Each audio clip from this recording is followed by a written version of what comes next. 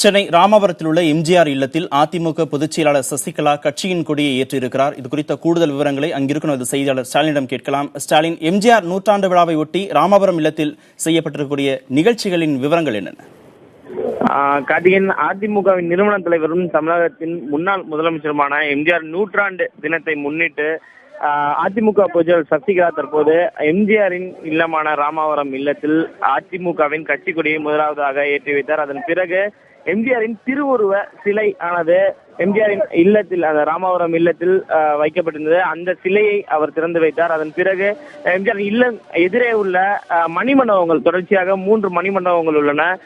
எம்ஜிஆரின் தாயார் சத்யபாமா அவருடைய மணிமண்டபம், அதன் பிறகு எம்ஜிஆர் மணிமண்டபம் மற்றும் எம்ஜிஆரின் மனைவி ஜானகி ராமச்சந்திரன் ஆகியோருடைய மணிமண்டபம் ஆகிய 3 மணிமண்டபங்களிலும் அஞ்சலி செலுத்திவிட்டு நேரடியாக அவர் ராமாவரம் இல்லத்திற்குள் சென்றுள்ளார். அதன் பிறகு தொடர்ச்சியாக பல்வேறு நிகழ்ச்சிகளுக்கு அதிமுக சார்பில் ஏற்பாடு செய்யப்பட்டுள்ளன. ராமாவரம் இல்லத்தின் பின்புறமாக அமைந்துள்ள எம்ஜிஆரின் சிலைக்கு அவர் மலர் தூவி மரியாதை செலுத்த உள்ளார். அதன் பிறகு எம்ஜிஆரின் அந்த இல்ல வளாகத்திலேயே காது கேளாதவர்கள் பள்ளியானது உள்ளது.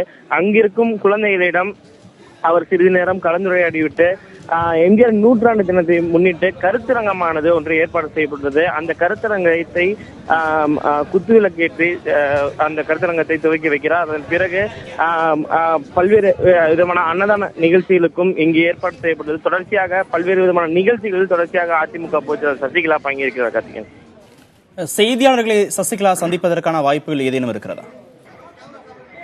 கார்த்திகேயன், இங்கு ராமவரம் இல்ல வளாகத்தை பொறுத்தவரை ஊடகங்களுக்கு அனுமதி அளிக்கப்பட்டிருந்தாலும் செய்தியாளர்களை சந்திப்பதற்கான வாய்ப்புகள் மிக குறைவாக தான் காணப்படுகிறது.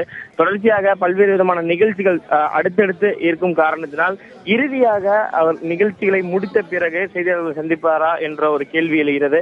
நிச்சயமாக அதற்கான ஊடகங்கள் உள்ளே அனுமதிக்கப்பட்டிருந்தாலும் அவர் ஊடகங்களை சந்தித்து செய்தியாளர்கள் மத்தியில் அவர் பேட்டி அளிப்பாரா என்பது குறித்து இன்னும் சற்று நேரத்திற்கு பின்பாக தெரியும். அதற்கான ஏற்பாடுகள் அனைத்தும் செய்யப்பட்டிருந்தாலும் அவர் செய்தியாளர்கள் சந்திப்பதற்கான வாய்ப்புகள் என்பது இன்னும் இந்த நிகழ்ச்சி முடிந்த பின்பாகத்தான் முழுவதுமாக தெரிய வரும். கார்த்திகேயன், முக்கிய நிர்வாகிகள் யார் யார் சசிகலா கூட அங்க வந்திருக்கிறாங்க? கார்த்திகேயன், அதிமுக பொறுத்தவரை தற்போது அதிமுகவின் பொதுச்செயலாளர் சசிகலா தலைமையில் தான் இந்த நிகழ்ச்சிகளானது தொடர்ச்சியாக நடைபெற்று வருகிறது. தமிழக முதலமைச்சர் ஓ பன்னீர்செல்வம் உட்பட அமைச்சர்கள் அனைவருமே பங்கேற்றுள்ளார்கள்.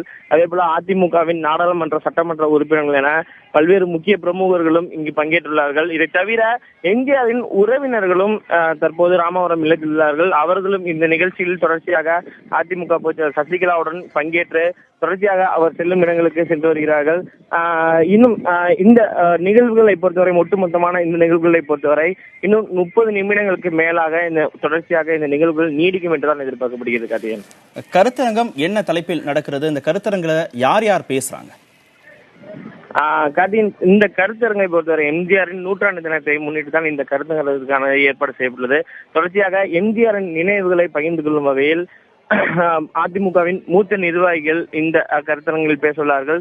அதே போல முக்கியமாக தொடர்ச்சியாக எம்ஜிஆருடன் முன்பு திரைத்துறையில் பணியாற்றியவர்களும் இந்த கருத்தரங்கில் பேச உள்ளதாக தகவல் தெரிவிக்கின்றன. இந்த கருத்தரங்கை பொறுத்தவரை இந்த கருத்தரங்கை இன்று ஒரு நாள் முழுவதுமாக நடைபெறும் என்று தெரிவிக்கப்பட்டுள்ளது. இது தவிர கலை நிகழ்ச்சிகளுக்கும் இன்று ராமவரம் இல்ல இந்த வளாகத்தில் ஏற்பாடு செய்யப்பட்டுள்ளன.